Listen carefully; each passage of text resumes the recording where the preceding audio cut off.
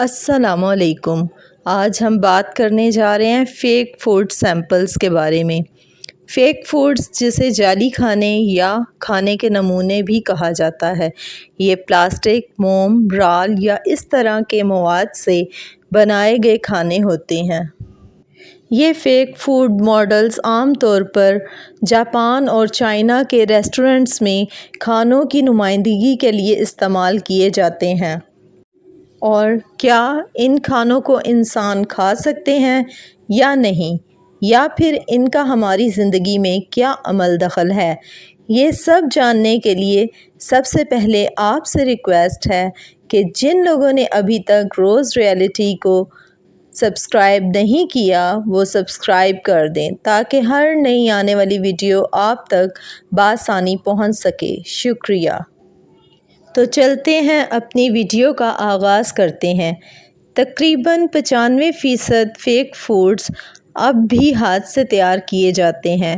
اعلیٰ تربیت یافتہ کاریگر بہت نفیس فیک فوڈ بناتے ہیں جن کو دیکھ کر آپ بالکل بھی جج نہیں کر سکتے کہ یہ اصلی کھانا ہے یا پھر نکلی کھانا ہے۔ جب مولڈ کا استعمال کرتے ہوئے فیک فوڈ بنایا جاتا ہے تو اصلی کھانے کو سلیکون میں ڈبو کر مولڈ بنایا جاتا ہے۔ ایک مائع پلاسٹک عام طور پر پولی وینل کلورائڈ کو ایک ایسے رنگ میں منتخب کیا جاتا ہے جو کہ اصلی کھانے جیسا ہو۔ اسے سانچے میں ڈالنے سے پہلے تندور یا اوون میں گرم کیا جاتا ہے جب تک یہ مضبوط نہ ہو جائے۔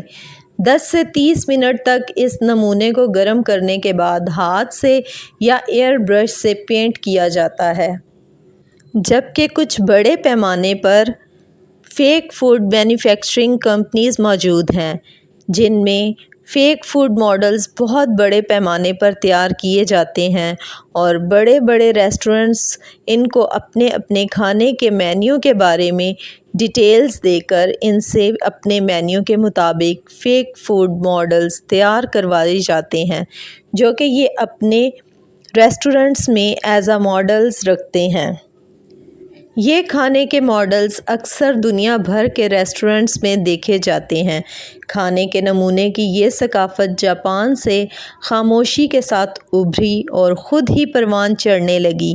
خوراک کے نمونے جو بتدریج ایشیا میں مقبولیت کی ایک چھوٹی سی ڈگری حاصل کر رہے ہیں، شاید ہی کسی بھی یورپی ممالک میں پھیلے ہوں، اگرچہ اس کی وجہ ابھی تک واضح نہیں ہوئی۔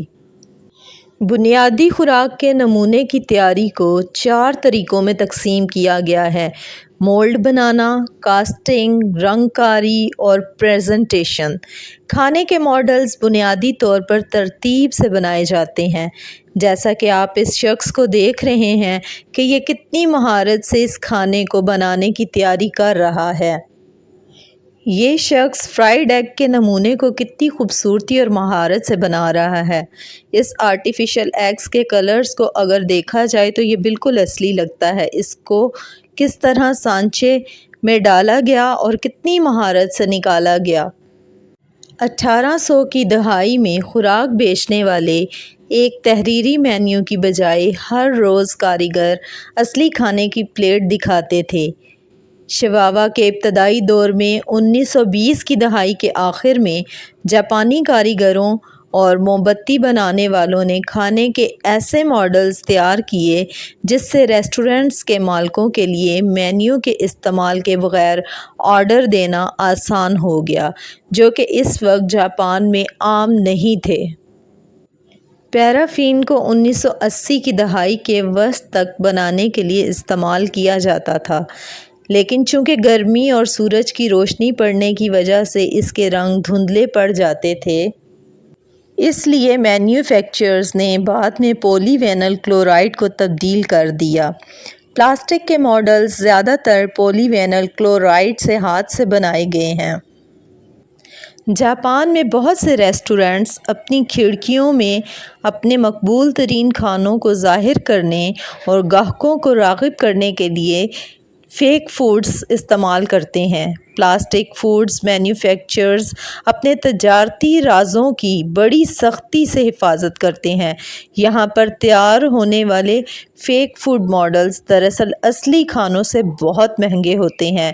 پہلے یہ فوڈ ماڈلز صرف ریسٹورنٹس میں ہی فروخت کیے جاتے تھے، لیکن آج کل یہ فیک فوڈز اتنا عام ہو چکا ہے کہ اس کو عام آدمی بڑی آسانی کے ساتھ خرید سکتا ہے۔